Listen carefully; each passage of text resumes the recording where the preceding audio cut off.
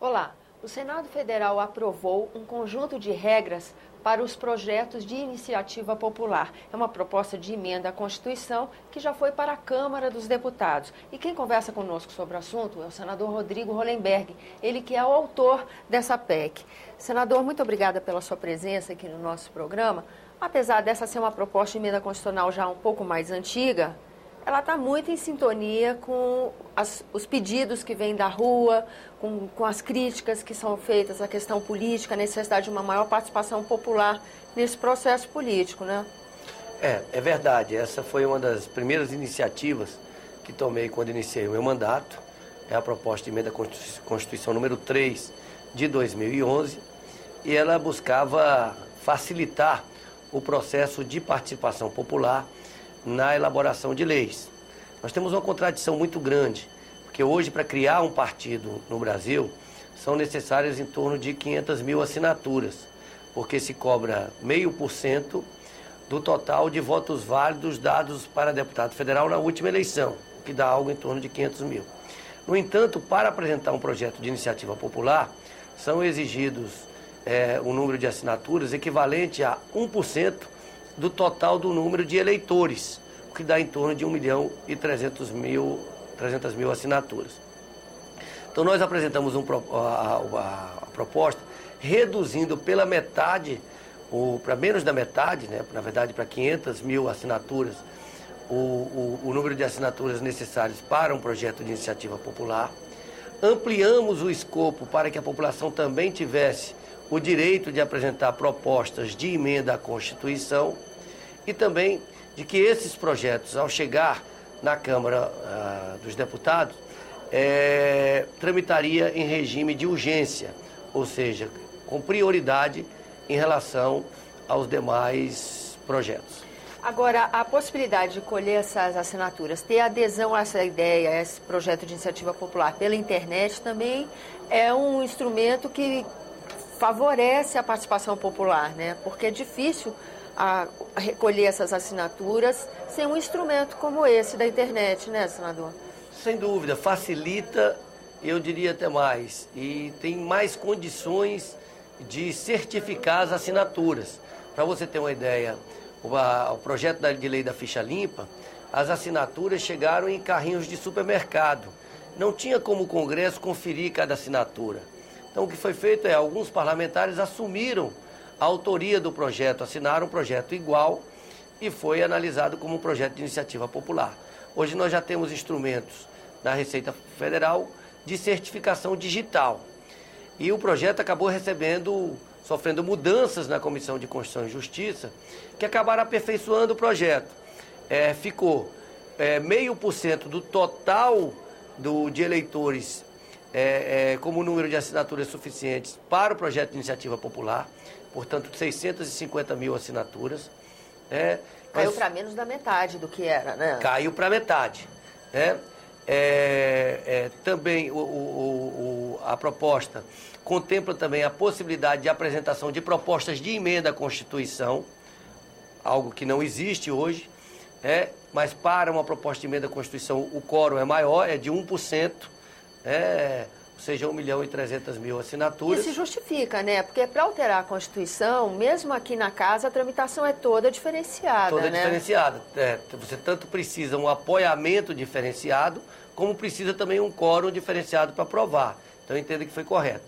E o regime de urgência foi retirado, mas entrou uma emenda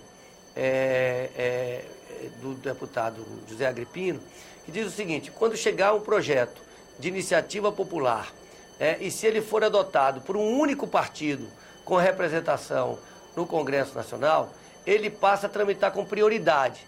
Portanto, naqueles casos em que determinados, por exemplo, a medida provisória tranca a pauta, projetos desse tipo não seriam prejudicados, estariam livres para ser apreciados pelo plenário, o que sem dúvida também é um grande avanço. E foi introduzida pelo senador Lindbergh a emenda da possibilidade de colher essas assinaturas pelo meio digital, que deverá ser regulamentado posteriormente através de lei. Mas foi um outro grande avanço. Com isso, nós ampliamos os instrumentos de participação popular e, no meu entendimento, essa é uma medida que dialoga fortemente com o caráter das manifestações populares, que fazem uma crítica ao modelo representativo, à política e aos políticos e aos partidos, como estão organizados e como estão atuando, mas demonstra que a população quer participar do processo político, quer participar do processo de elaboração legislativa. E todas as vezes que a população se mobilizou para participar, deu uma contribuição significativa no processo político. Nós temos, por leis de iniciativa popular, a lei da ficha limpa, que foi um grande avanço para a melhoria da qualidade da política e dos políticos no Brasil, e também a lei que torna crime a compra de votos, a captação ilícita de sufrágio. Portanto, também um grande avanço na nossa legislação. E a partir de junho desse ano, com essas manifestações de rua populares tão significativas, sem dúvida é um novo agente nesse cenário político, porque nós vimos também nessa pauta positiva que o Senado elaborou, por exemplo, vários projetos que estão na casa há muito tempo e que não tinham força sem essa expectativa da população de tramitar na casa. E essa sua PEC é um exemplo disso, né, senador? É um exemplo disso, sem dúvida. É uma PEC que só teve condições de ser votada nesse momento em função das manifestações populares, como também a aprovação de uma outra proposta de emenda à Constituição que institui a lei da ficha limpa, os critérios da ficha limpa, também para o preenchimento de cargos no Executivo, nas diversas áreas do Executivo, é um grande avanço. E agora precisamos aprovar o voto aberto em todas as votações. O Senado avançou um pouco ao determinar o voto aberto na apreciação de cassação de parlamentares.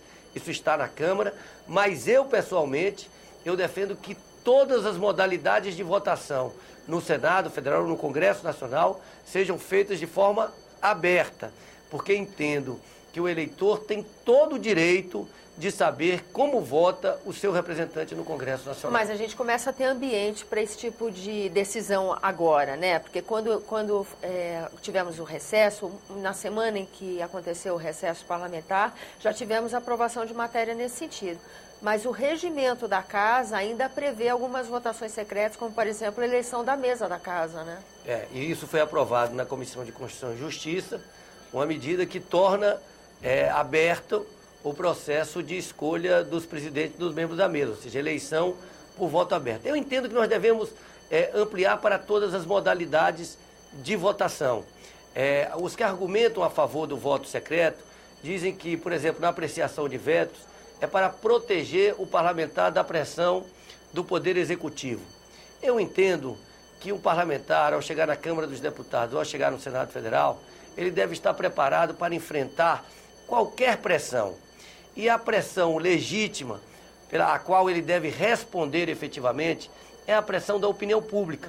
É a pressão do eleitor que o elegeu para representá-lo aqui. E esse eleitor, ele tem todo o direito de saber como vota o seu representante em todas as votações. E com relação, por exemplo, a essas emendas impositivas, que é uma questão agora que se discute na Casa, o senhor acha que isso também aproxima o eleitor do trabalho do parlamentar, uma vez que estaria resguardada aquela reivindicação que o parlamentar faz, e a gente espera que faça, atrelada a uma vontade da sua base, né? O senhor acha que isso aprimora também essa relação? Eu entendo que o orçamento impositivo, ele tem uma característica positiva, que é acabar com a barganha que é feita por todos os governos em relação às emendas parlamentares, que libera emendas para a base, mas não libera para a oposição, libera para a base em troca de uma determinada votação, e isso diminui a pequena o trabalho parlamentar. Nesse sentido, eu entendo que é um avanço. Mas nós não podemos também adotar o orçamento impositivo apenas para as emendas dos parlamentares. Nós temos que criar outros mecanismos que tornem pelo menos grande parte do orçamento num orçamento impositivo no sentido de não termos um orçamento que seja uma mera peça de ficção, mas que seja efetivamente um orçamento que deva ser rigorosamente cumprido. É claro que devemos ter exceções, né, para casos de necessidades graves ou para uma certa flexibilidade que todo governo precisa ter. Mas nós não podemos ter nem o orçamento como peça de ficção, nem as emendas parlamentares como um instrumento de barganha política que apequena a atividade política no parlamento. Senador, muito obrigada pela sua participação no nosso programa.